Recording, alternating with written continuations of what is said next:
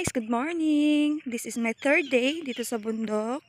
So kakagising ko lang, pa 7 na. Magkakape ako dito sa kabilang bundok naman. Kasi yung bahay dun.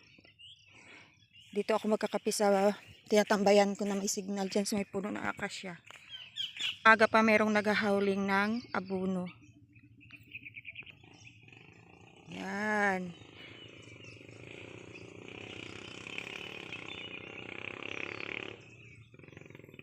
Kung makikita nyo guys, nandun na sila sa ilalim, dyan sa may paho. Pagkatapos dyan, dito na yung sa harapan natin. So pang last day nila ngayon. Siguro matatapos nila ito mamaya. May langgam dito. Si Bakikang. Bakit. 1 hour na lang.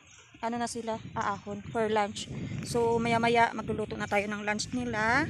Magugulay tayo ng talbos ng kalabasa at saka yung pang pakbit style. Tapos may talbos ng kalabasa. Na nila guys for lunch. Pero nangunguha muna sila ng bunga ng duhat at kumakain. Meron tayong bangus, pakbit at saka talbos ng kalabasa.